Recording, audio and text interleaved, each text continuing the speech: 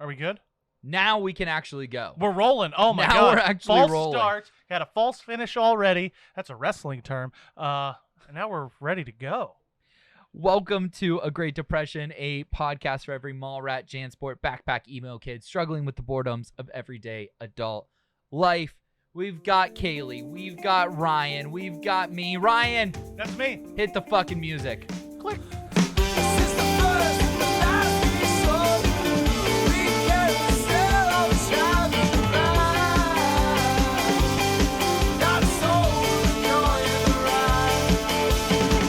We are broadcasting from the Union Fitness Studios. Union Fitness is located on the North Shore of Pittsburgh. Union Fitness is more than a traditional gym. It's a place where you can transform yourself inside and out based around a variety of classes like yoga, fitness, strength, and performance training. At Union Fitness, they believe it is their duty to hold themselves and their clients to a higher standard. They practice what they preach and uphold the values that make Union Fitness the community it is. Go to unionfitness.com today. Sign up for a consultation because through Union, there is strength. And there's no greater strength than 3 grown adults who watch a child's product as if it is still real. Every single week. No, actually, I haven't been watching like at all. At all? I think I don't even think I watched the last pay-per-view live. I'm just like I think crowd's got to be back to get me going again. I think that's WrestleMania captured me, and then I'm just like I'm getting tired of this Thunderdome era. Yes. Yeah, I think that's it. I think there's something, it's all over sports Twitter. Mm-hmm. It's it's so nice to have fans back has been the conversation. Wrestling, though, more than any sport, relies so heavily on the crowd. It needs it.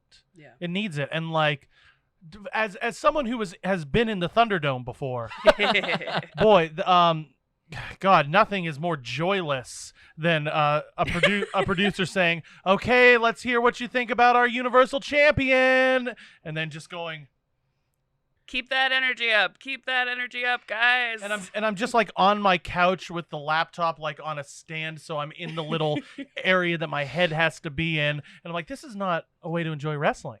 The way to enjoy wrestling is going to see it in July at PPG Paints Arena. That's not what it's called? Is that what it's called still? Yeah, PPG Paints Arena. I was like, You're right. at the Civic Arena, let's go to the Igloo and watch some wrestling, boys. I wish. So I guess let's start there. I think I should tell the story of how we met because it is one. I think that it's one for the ages. It's a goodie. It's a goodie. So I don't even remember the year at this point, but it's a Ring of Honor show, and Jay White, who is now king of the Bullet Club, Switchblade, Switch King, Switchblade, Jay White. So if Happy Pride Month. Yeah. to give, is that going to be our joke? King Oh, yeah. Oh, of course. I'm just not allowed to use it? Or No, listen, in the car on the way here, I was like, it's Pride Month. Are you ready to queer up the Great Depression? Yeah. Are we gonna queer up thoughts from the bench for the today for the whole month? I wish Let's I had fucking do like it. the rainbow logo ready to go. Like, just snap it into existence. That would be awesome. So we were at I believe it might have been the Ring of Honor New Japan show. Yes. Yeah, because at Stage AE, I went with my friend Todd. I think I went with Todd that time, and you were there completely separately. I was there with Greg Skelp. And Greg Skelp and I had decided together, more or less, to become wrestling diehards. Okay. I've been watching the WWE product pretty regularly for about 2 years. Someone showed me the CM Punk Summer of Punk documentary from Ring of Honor, and I'm like, that looks cool. I want to watch that regularly. That looks like real wrestling. Showed it to Greg Skelp. He's like, yeah, I want to be a part of that. Then we found out about streamers, and the whole thing was over. So we went, and we happened to be standing by each other, the four of us. Yeah. And in that moment, there was a bond. Yeah, because something that I like to do, especially at Ring of Honor shows, because there seems to be a very fun, fancy-free attitude from the crowd, is I like to try to start fun chants. Mm-hmm. And for that one specifically, it was Jay Lethal versus Jay White. So I decided, let's start chanting, "Let's go Jay, let's go Jay, let's go Jay, let's go Jay, let's go Jay." And Jay White shot me a look that is burned into my mind forever. Like, okay, yeah. This crowd might be smarter than I gave them credit for. Yeah.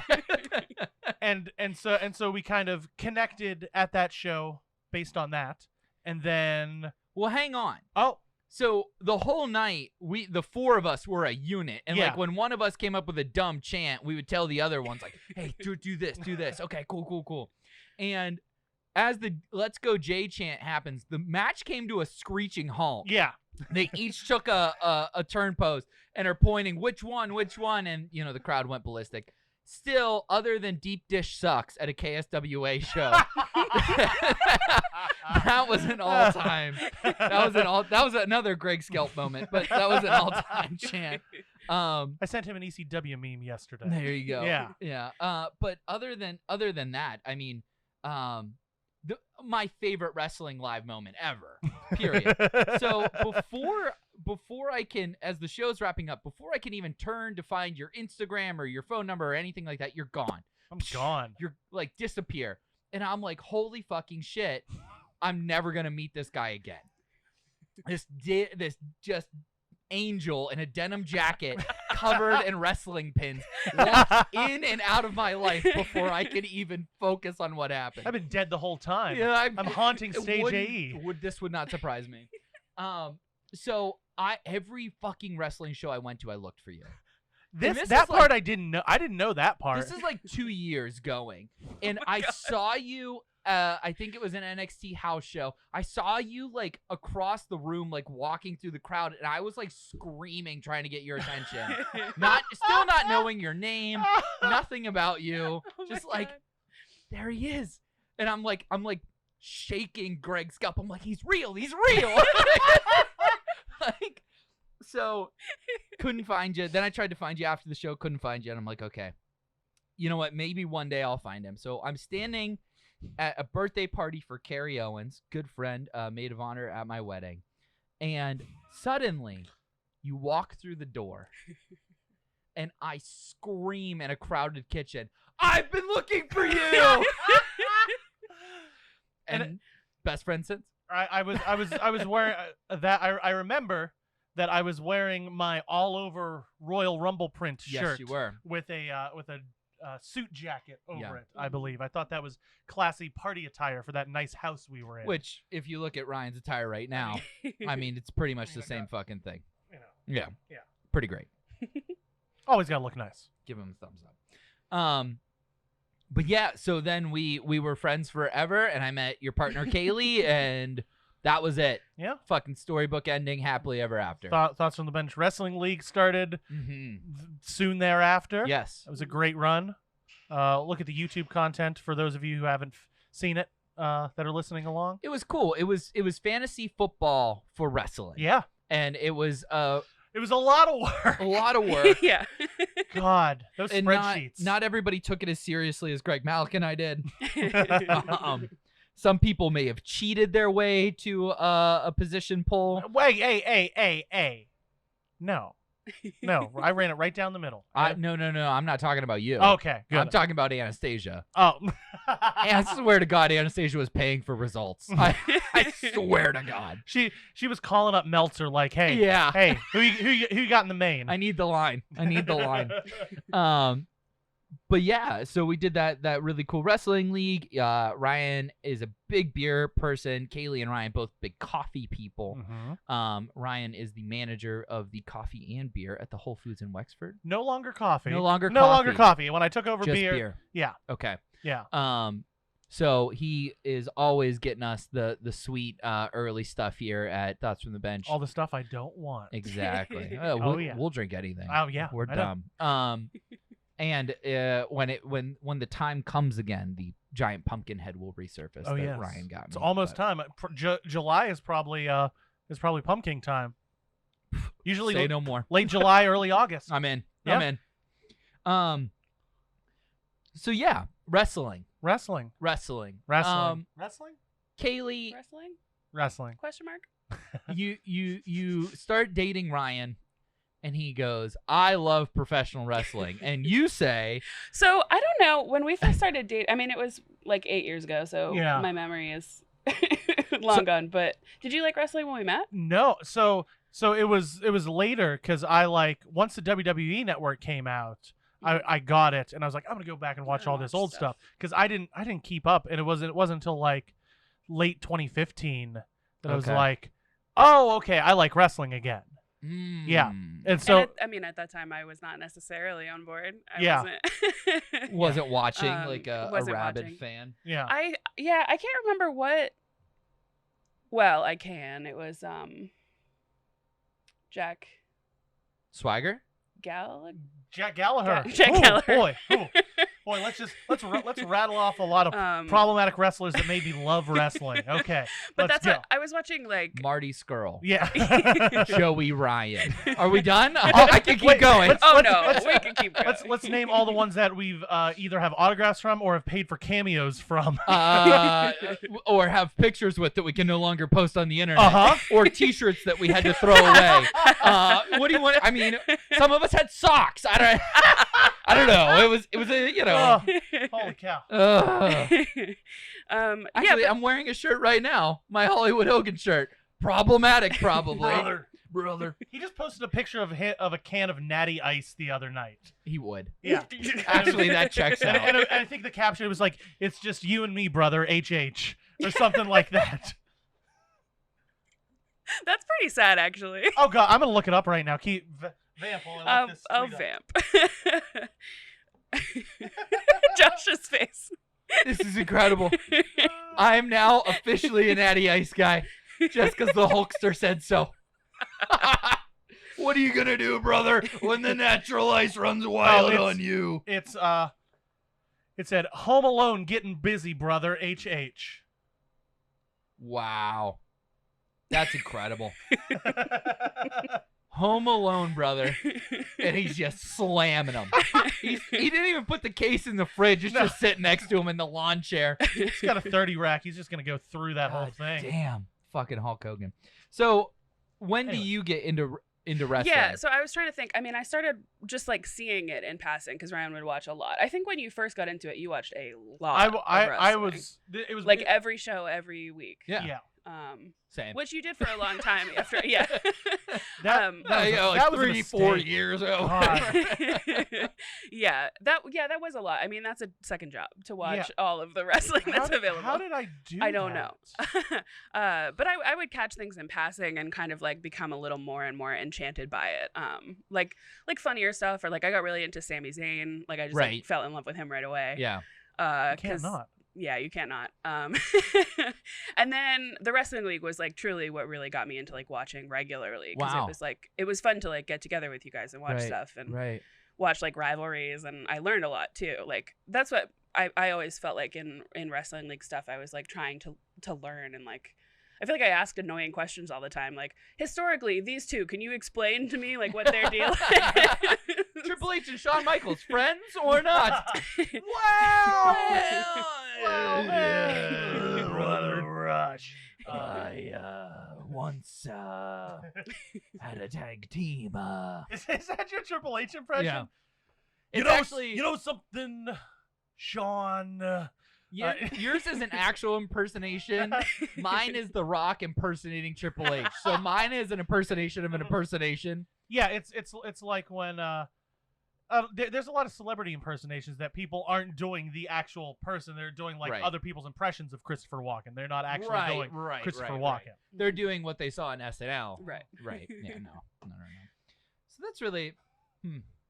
And now wrestling, well, not as much as once was maybe, but wrestling couple for life. I couldn't tell you the last time I watched Monday Night Raw. Well, I think the thing that I've noticed from watching like people, like I listen to podcasts too, like Tights and Fights a lot, and I feel like all the people on... It's a podcast. I love Tights What a and great Fights. fucking name. Oh my God. It's incredible. Yeah. But I think they all are like, yeah, sometimes you just like take a break from watching it. And that's, I feel like, where we're both kind of at. Like we just have, sometimes you just take a break, and then I'm sure something will grab one of us and we'll get addicted to it again. It'll probably be, I'm still on the fence if I'm going to the show at PBG Paints in July. Oh, I won't be there. Yeah? I won't be Yeah. there. No worries. Too many people. Yeah, that is a lot of people. AEW or NXT, I'm there. Okay, but see, it is a house show. It's a house show on a Saturday night. That's a little different. See, there we go. Because then they'll wrestle. And it's a super show, so I think it's Raw and SmackDown. So, but who do I even fucking like anymore? I don't know. Yeah, I don't know. I mean, on the main rosters? On the main roster. Okay, let's see. Let's go through. Well, some of them just don't let go. Yeah. Right? Yeah. Like, I'm so excited to see Lana. Oh wait, I'm so excited to see Aleister Braun Strowman. Oh god. And of course, my wife Ruby Riott. Oh god, Ruby Riott. God. That one was. That's devastating. There were a couple that were tough. Andrade was tough, yeah. But then he just showed up in AEW, so everyone's like, no big we're deal. Okay. Yeah. It's going to be fine. Charlotte's coming once her contract's done. It's going to be awesome. She's going to hit 16-time champion and then bail. Oh, God. I mean, can you imagine if she... That would be crazy, I feel like, if Charlotte... If WWE loses Charlotte, it's over. Yeah. I feel like there's no way that's happens. The equivalent of Hogan going to WCW. Here's a question for you. Braun Strowman, is he ever going to wrestle again? No. I didn't think so. No. He'll be here next week doing the lifting competition. Yeah, really. He's gonna be our outdoors content creator. I'm here in the middle of North Carolina, and I'm gonna do some hunting for you. Exactly. Country strong. Yeah, I mean he's got more than enough else to do. Oh yeah. There's no reason for him to. Oh yeah, there's some brush to be cleared. Especially. Well, I was just gonna say, especially because he's isn't he morally against wrestling on the indies? He's oh yeah, he talks shit on that all over them. Yeah, I saw a tweet that was it's funny that after all of this, he's gonna be wrestling shows this summer as FKA Braun Strowman. Yeah. FKA Braun, Jesus Christ. Yeah, no, I mean, there's a Game of Thrones Oh, series. I love I love a Game of Thrones. Yeah. Stewie impression now. But also SummerSlam is going to be at the new Raiders Stadium. Oh. And guess what? SummerSlam also on a Saturday. Are they starting to do that now? Is that I don't know. Because that would get me watching. Honestly, the fact that it's on a Sunday and I have to work the next day is why I rarely watch pay-per-view. Great point. But I would watch on a Saturday. Yeah. Okay. Yeah. I feel like filling that new stadium is going to be a tall order. That Allegiant is that Allegiant Stadium? Yeah. In Vegas? The Death Star. God, yeah. It's a monolith. I mean, you're a Raiders fan. Yeah. So, that is probably the death of sports stadiums as we know it. Oh yeah. It is part nightclub, part, whatever. They're literally putting a nightclub in the one end zone this year. It is the Vegas, I think it's T-Mobile Arena in Vegas where the Knights play. Mm-hmm. I think that was the first step, and now I mean we are in full resort mode inside of a stadium. Well, because I think people are going to have to be traveling to Las Vegas for these things. It's you don't have a lot of people in town for it. You'll still have people coming from Los Angeles, coming from Oakland, whatever. Right. And so it's we just going to a football game, that's not going to be enough. We got to give them something else. Why is that not enough? And maybe they can, if there is a nightclub in it, maybe they can get a deal where they stay at a hotel right nearby, and then Saturday night they do some clubbing and some food there, and then come back the next day. I don't know. This is the first time hearing about it, so I'm making it all up. It works. It's Vegas, right? Yeah, so it's Vegas, baby. Anything is possible in some way, shape, or form. Where did you two meet? Okay, keep it.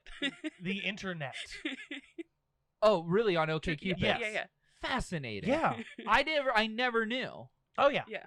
Huh. Yeah. So, and that's pre-dating app. That is dating website. That is a website. You go to the mobile website on your phone. Yeah, 2013. Wow. Yeah. Wow. That's crazy. Yeah. Huh. Very cool. Yeah. Very cool.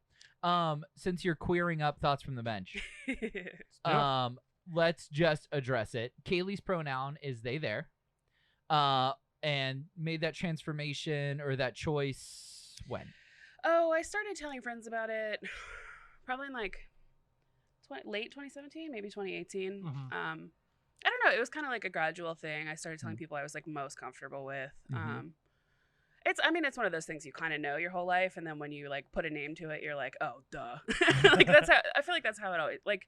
I mean, I came out as bi like previously, and it was the same thing. It was like, oh, duh, yeah, that makes so much sense. But actually, I just recently came out at work for the first time. I like put my pronouns in my signature, so it's been 3 years, and now congrats on that. Thank you. That's a big step. Yeah, thanks. So now it's just family that. Who knows? Maybe someday. We'll send them the link. Yeah. You wouldn't catch my dad on Twitch. Don't worry. Send whatever. Send him the link to your OnlyFans at that point. Yeah. Just really put him over the moon. Yeah. And Ryan still uses the traditional pronouns. Yep. Just yeah. He, him, him, ha. Him, ha. Him and ha. That's what I say him, sometimes. Yeah. One of my favorite things in their house is the his and hers bullshit, right? That you buy at Pottery Barn. They have a theirs and his towel, and that is like the first time I saw that I cried a little, but I was like, fuck yeah, that's awesome. I don't know what homophobic corporation I paid money to get those from. Oh, right. It was not like an Etsy purchase. It was like it was like Eddie Bauer. I think it was like Eddie Bauer. I mean, who knows Eddie Bauer's politics? Here's the thing: is Eddie Bauer male or female? It's one of those things. Eddie Bauer's definitely. May I suggest a third option? Right. Well, yeah. Because it's like I have Kim Crawford wine at work. Found out Kim Crawford is a man. Yeah, Kim is also. Victoria's Secret is a male-driven company, of course, which makes sense because it's torture on women. Yeah, of course, to sexualize them. Yeah. And then do you? And I don't know the question for either of you. Do you identify as straight, as gay, as in between? Well, I'm bi. They're bi. I don't know. The label bi, you kind of get a hard time sometimes, like because there's also the label of pansexual, and there's kind of like some conversation about which one is really accurate. But I've always felt comfortable with bi being like both heterosexual and homosexual, not like men and women. Because that's the argument, is that if you're saying there's only two sexes and you're attracted to all of them, then that's kind of like transphobic. Right. Is the argument for using pan, but I don't know. I stick with bi. I just like it. It's two letters as opposed to three in pan. Yeah, right. It's easier, shorter. It's so much faster. So much faster. I love that. Actually, that's like how we met on OkCupid. Was that I was like finally out and trying to meet women. Whoops. And like I was in Pittsburgh, and Ryan's from a few hours away, so he had like a wider like search radius. So he like found me and messaged me. Fascinating. Yeah. I think the thing that I know to be very true about your relationship, and it's something you and I actually talked about, Kaeli, was you said there's enough room in Ryan's heart for everybody. Oh yeah. And that, I mean, it's probably the most truest fucking thing I know about you, is that literally it doesn't like a salamander could become a person and you'd be like, that guy's awesome. This is not a joke. We were watching a nature program yesterday, and there was a newt, and he was in love with the newt on the nature program yesterday. Newt had such long legs. That's how close you are. Long legs on that newt. Just like, oh, look at him. Yeah. The newt had long legs, just blaze orange. Oh my god. Yeah, it's pretty cute newt. Pretty cute newt. Pretty cute newt. Hashtag cute newt. You guys use that on the live stream. Hashtag it's not cute live newt. It's not live. It's not a live stream. No, this is just pre-recorded. Just cut that whole part out. Right. That whole last 20 minutes. And there's the cut. There we go. Okay. I just Vince McMahon laughed into the mic for just pal. Such good shit. All right. Cool. We addressed it. Done. Over with. Address the Vince McMahon laugh. Yes. Yeah, we did it. Yeah, it needed to be. It had to be. You should have seen how I walked in here. You're also like losing clothes by the hour. God, yeah. It's hot in here. I blame the golden tea, actually. Yeah. I think it is the golden tea's fault. It was so nice out in the in the gym, and I was like, it's really nice in here. And you were like, just wait till we get into the studio. And I thought that meant, oh, it's gonna be super cool in here. Nope. Okay. Yeah. We are in a closet. That is why we wear shorts in here year round. Happy Pride Month. Yes, happy Pride Month. Let's talk about music. Let's do it. Hell yeah. Because you We are like two music. of my favorite people to talk music with. Incredibly diverse palette from both of you. Mhm. Kaeli and I will at some point do an AGD radio, just the two of us, sad boy music to the fucking stone. 100%. And it's going to be Menzing, there's Bayside, just like smashing you right in the fields. But then, Ryan, your tastes are probably some of the most like broad but also like genuine taste out of any. Like, you will listen to wrestling intro songs and be like, man, that was great guitar work. Yeah. So we went Once again, there's room in Ryan's heart for everyone. So yes, correct. We went to a record store on Friday. The three things I walked out with were Dream Police by Cheap Trick, Follow the Leader by Korn, and the first Amir album. And I was like, yeah, these all work. I know. These all work for me. I know one of those albums through and through. Yeah. I've heard of the band of one of those albums, and then the other one I got no fucking clue. Yeah. Yeah. Well, so Korn, they are a Oh! Yeah. Is it spelled traditionally? Well, if your tradition is a K and backwards R. Yeah. The Russian version. Yeah. The Russian version of Korn. I yes. never thought of it like yes, the Russian Korn. that. Yeah. Yes. Heavy metal band Korn Yeah. from Moscow.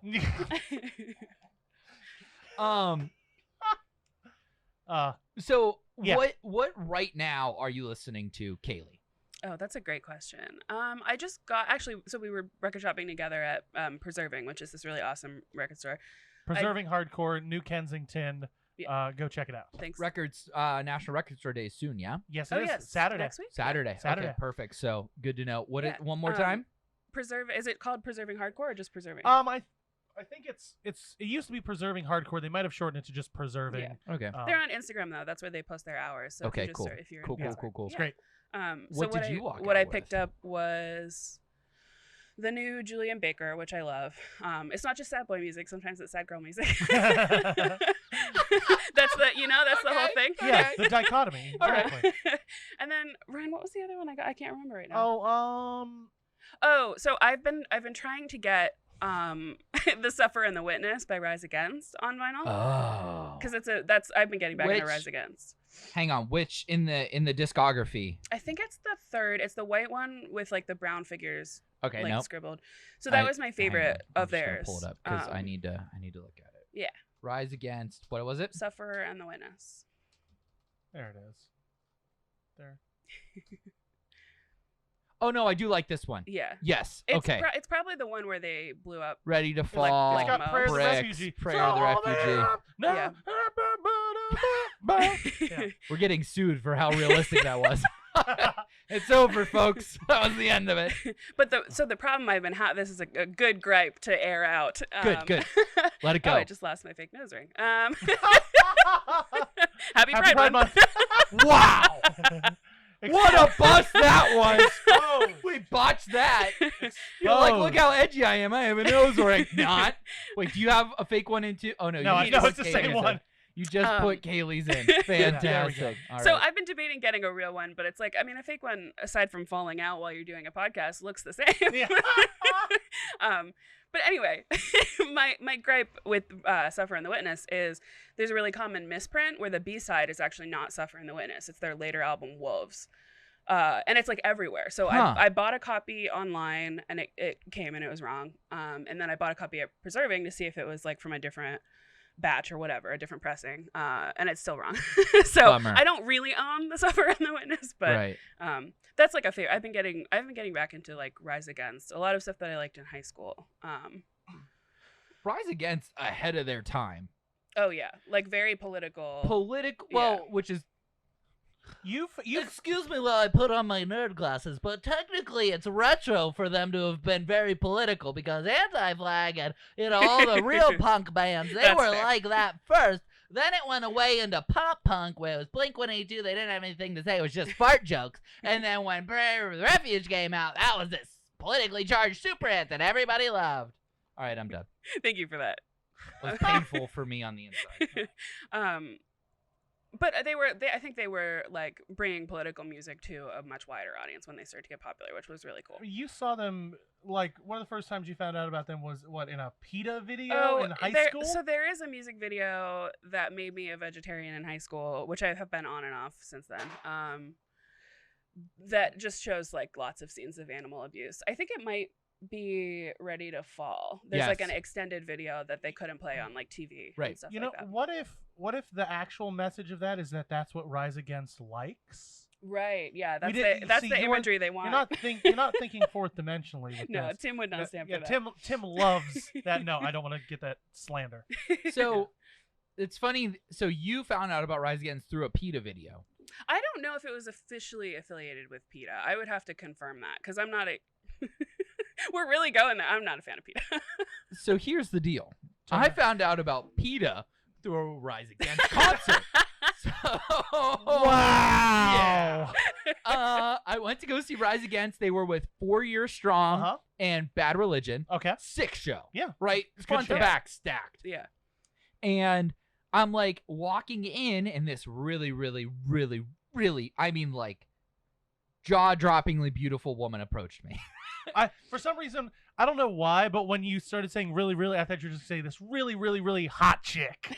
No, hot chick was not a good description of it. It was like kind of like how I felt when you fell out of the rafters in your fucking denim. I was like, oh my God, hi. You have dreadlocks and I'm 19. This is a lovely sight.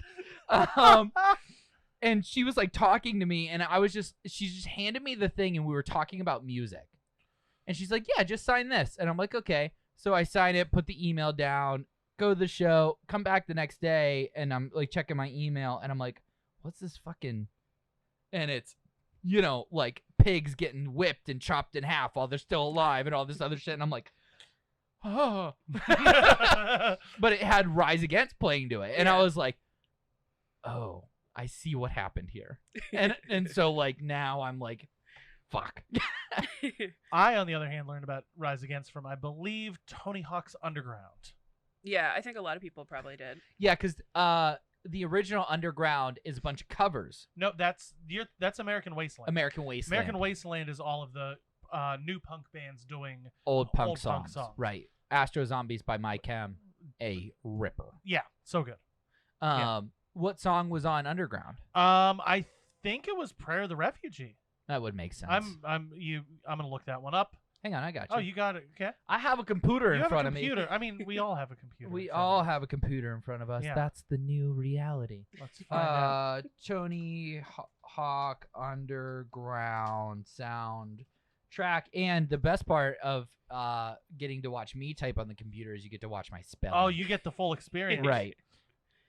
Rise Against. Like the Angel. Uh-huh. Oh yeah, with that cool bass. Actually, let's talk about this soundtrack because this is I was gonna say this is rich soil. So fun story. Rich soil. Tony Hawk soundtrack, rich soil. But not wrong. This I'm pointing at it right here. Mike V and the Rats. So that's Mike Vallely. Mike V. That's his band, the pro skater. Yeah, and so long story short, I once met a bunch of pro skaters. They randomly showed up at a skate park in Albuquerque. It was like Tony Hawk, Rodney Mullen. Not a big deal. Yeah, no big deal. But Mike V was there, and I was like sitting on a bench talking to him, and he was like, "Oh, I really like that song on the Tony Hawk Underground soundtrack." And he's like, "Oh, do you want a copy of the CD?" And he went onto the bus, grabbed a copy of the CD for me, signed it, and gave it to me. And that's awesome. And here's the thing. I really didn't like the song. Oh. But I didn't know what to say to him other than, oh, man, I really liked when he beat up 4 guys in the CKY video to a DMX song. Well, okay. And so he gave me the CD, and I'm like, thanks. And I have never listened to it, and that was like 2004. Do you still have it? Oh, yeah. All right, I think we need to play it. Okay. At some point. Yeah. I need to hear it. Okay. I want to hear it. Yeah. But the rest of that soundtrack. Refused. Yeah, that New Noise, that's a good one. Hot Water Music, Dropkick Murphys. This is honestly one of the weaker soundtracks, I think.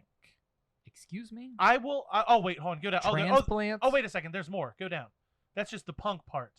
Oh, yeah, because there's like a Mastodon Authority song on it. Zero, Clutch. Yeah. I saw Clutch. It was the most boring show I've ever been to. 3 Kiss songs. 3. I was literally saying 3 Kiss songs. Because one of the levels in that, the secret level, is like a Kiss concert. Oh. Okay, so that makes sense. Yeah. And wait, hang on. What Kiss songs? God of Thunder, Lick It Up, Rock and Roll. Yeah, it's kind of bad. And I think all of those are live versions, not like from their big live album, but from a later live album. Let's look at the we got Deltron 3030 on here. Positive Contact, that's a really good song. Jurassic 5. Like, it's Nas. It is good, but there are better Tony Hawk Pro Skater soundtracks. Okay, well, what one? I'm really partial to 3. I think 3 is really good. That one has Ramones, it has CKY, it has Del the Funky Homo Sapien, it has Alien Ant Farm. Look at that. You got Exhibit. You got House of Pain. Fight Like a Brave from Red Hot Chili Peppers. Underrated song. You have The Boy Who Destroyed the World from the that's from the only AFI I like. All Hallows Eve. That Guttermouth song, super fun. Yeah. Oh, Saves the Day. Yeah, Saves the Day's on there. Wow. Yeah. There's also apparently a band called Scissor Fight, and it's all spelled together like I Fought a Bear Once. So that's fun. That's actually when the band Scissor Sisters weren't doing too well together. Is that what that was? What it was. They would get in a was. scissor fight. Fascinating. Yeah. Happy Pride Month. Happy Pride Month from the Scissor Sisters. I think it's a little late now, so maybe I have to put it in a promo, but like every time they say Happy Pride Month, take a drink of your coffee or alcohol, whatever's in front of you. Sip a beer for the queer man.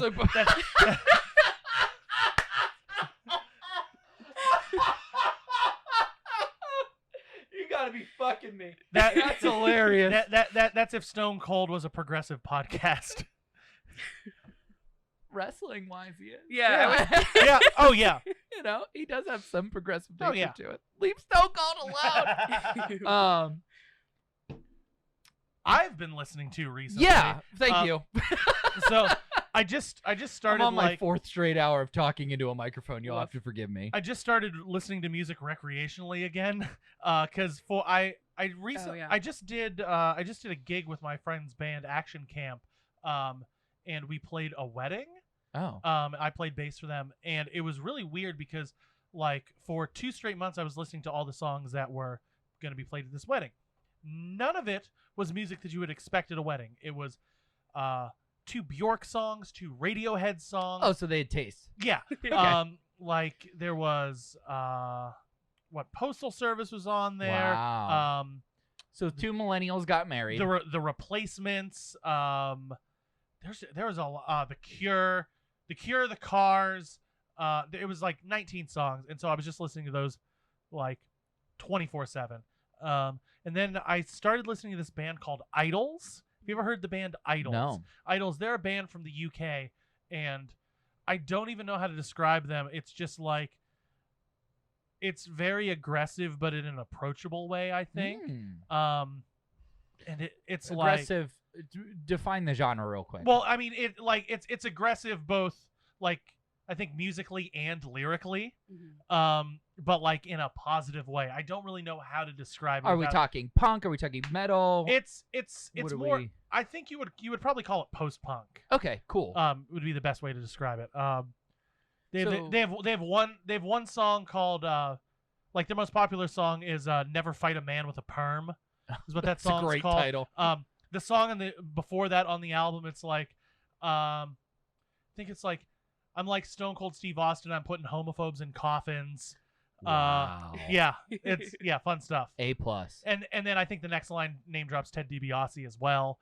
And they're a British band, very good. Their new album Ultramono is very good. Awesome. Check it out. They're coming to the States in October. Very cool. Yeah. Kaylee, did we finish what you were listening to right now? Oh, I mean, it's ever it's a Ever lot of stuff. I changing. also have a like weird broad taste because I like, so Brian was in bands like as a teenager, so he like name a punk band, and he's like, oh yeah, I played a show with them once, or like 5-star service. Yeah. No, who? Seriously, 5-star service. I don't know. Is that Dave Malter's band? Immediately proved me wrong. No, 5-star service is a local band that. Oh, Postal Service. No, 5-star service. Was a local band. 4-star pizza. Right. But the guy who was the one who trained me at Hot Topic, it was his band. Oh, neat. That's So fun. shout out Jesse Ball. Well, you can see why he worked at Hot Topic. No, just right. But I didn't really. So I grew up in like a pretty rural area in Maine, and I feel like culture just like didn't catch up to me. Didn't hit you in the same way. So I have an eclectic taste for that reason, not because I was exposed to everything, but because I was exposed to like Goo Goo Dolls, which I'm sure you and I could talk about at length. I mean, we listened to Matchbox 20 on the way here. This one is for the Goo Goo Dolls. Like when I was in high school, my taste was like Goo Goo Dolls, Jewel, Big and Rich. Like it just made no sense because those are just the CDs and that you're gay. Yeah. Stunning. Didn't see that coming. But I've actually been like getting back into not all of that stuff, but a lot of that stuff. A lot of Goo Goo Dolls. I just got a box set of their earlier stuff, which is really cool. That's really neat.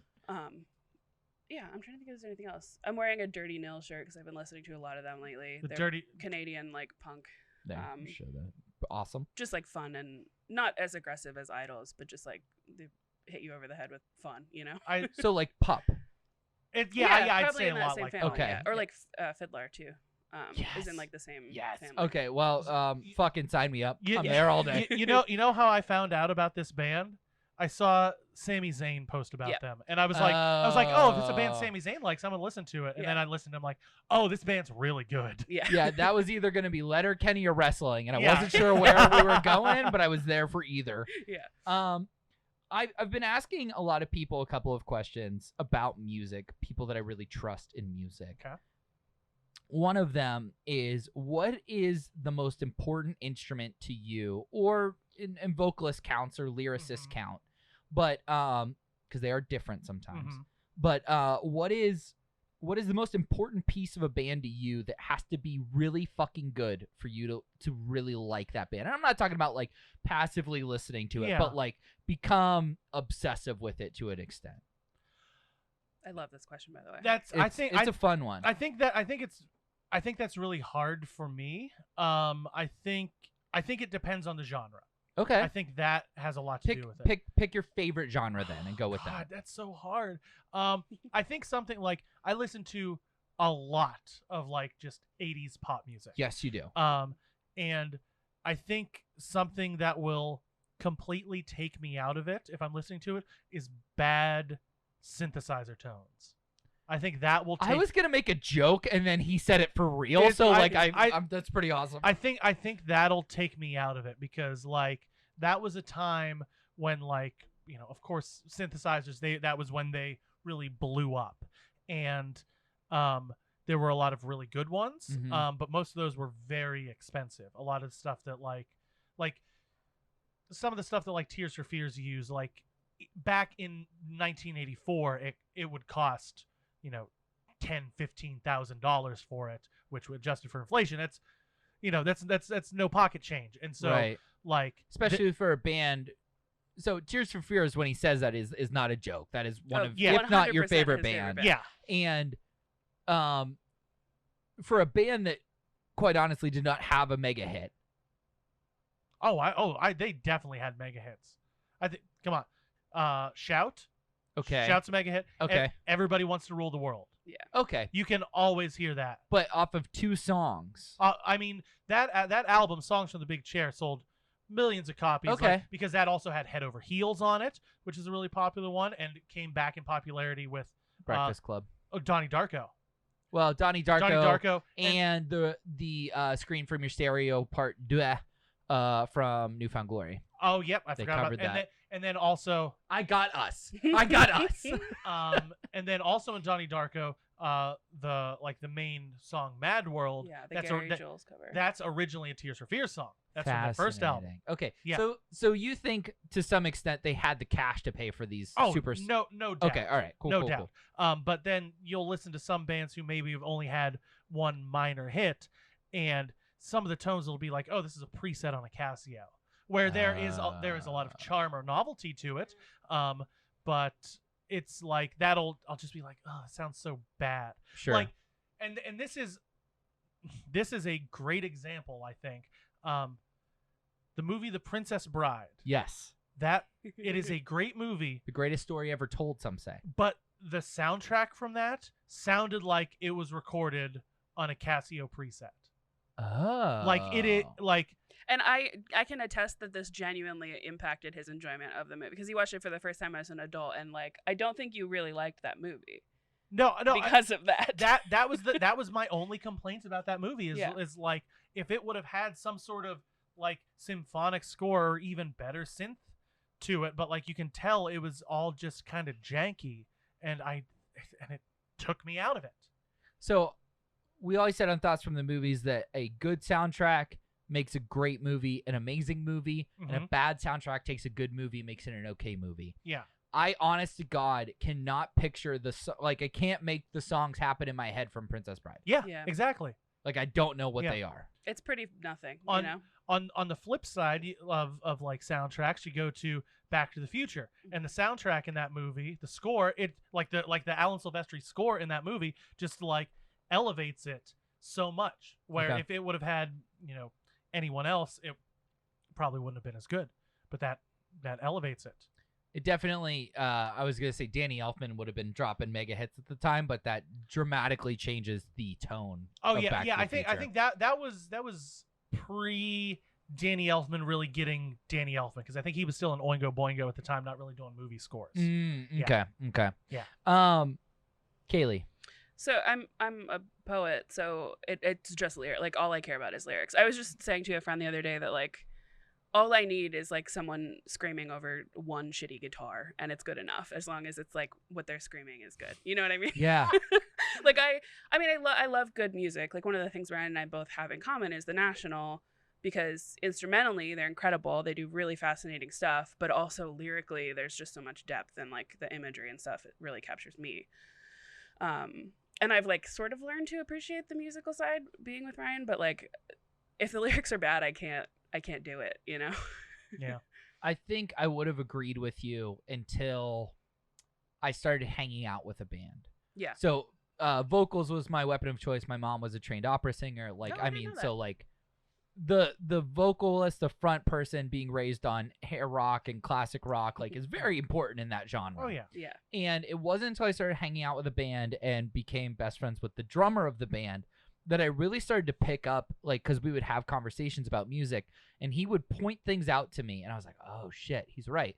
And it started to process in my brain that all of my favorite bands have great drummers. Yeah. Yeah. So do you like The National?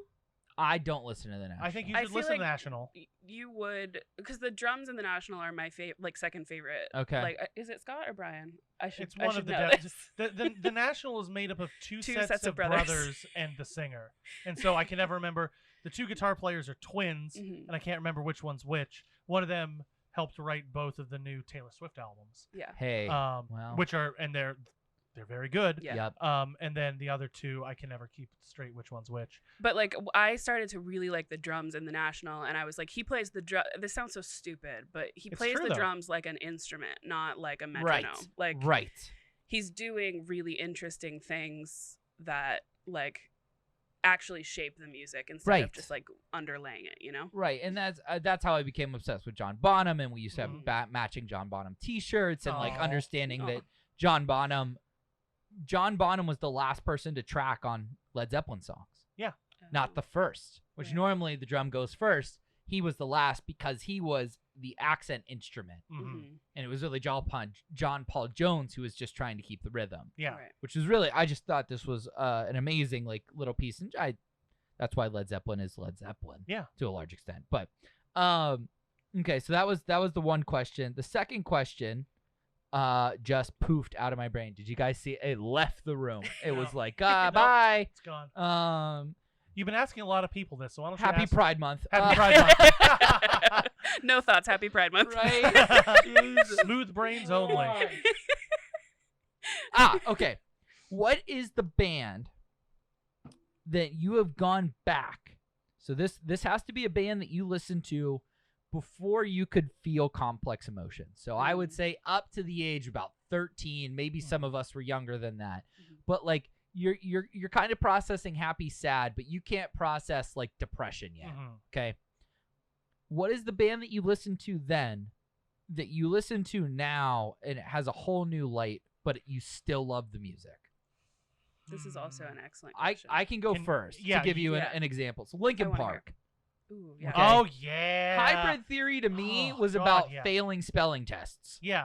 And now, as an adult, you're like, oh, Chester was going through some shit. He was going to kill himself the whole time. That was not an accident. Yeah. That was just a fame prolonged the suicide, essentially, is what ended up happening. I don't have an answer, but I have had those feelings listening to Linkin Park in the past few years. And Hybrid Theory is one of my favorite albums growing up.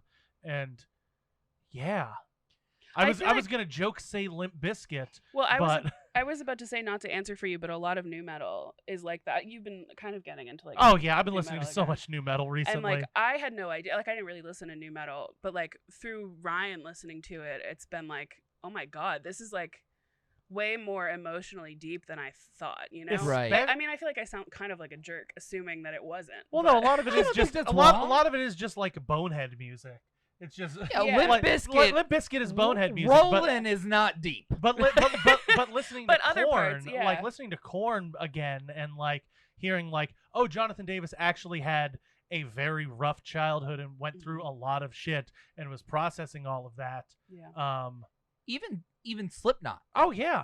I mean, there's a reason why Slipknot was the biggest band in the world at that time, and it wasn't because of the look. It wasn't because of how good the music was. It was its connection with the fans. Yeah, Corey Taylor still can to connect. This day.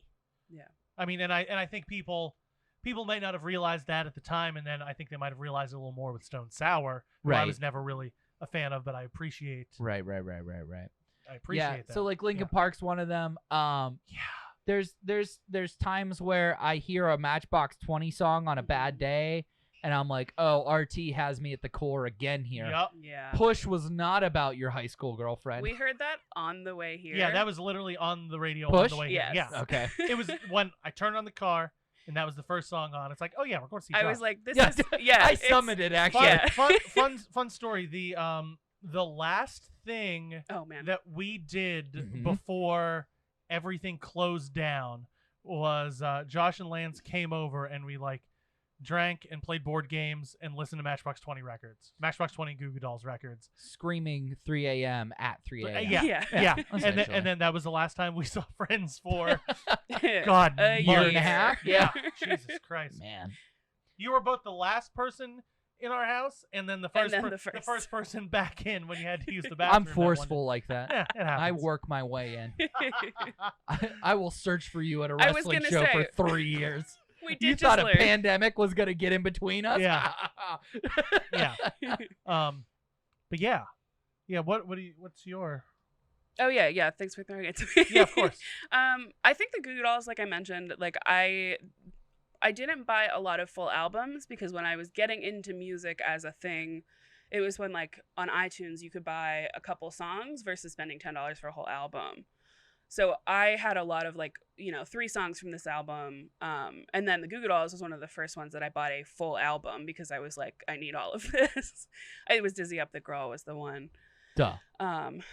And that's a big, like, I had no idea sort of like how troubled Johnny's life had been. And I didn't even know. I didn't know. I didn't. Fill us in. Tell the audience. Oh, I'm by no means an expert. It would probably be more helpful to pull up the Wikipedia. But I just Fill know, it in. I know he's had a lot of struggles with like drugs and the just, lead like, singer happiness, of Goo Goo Dolls.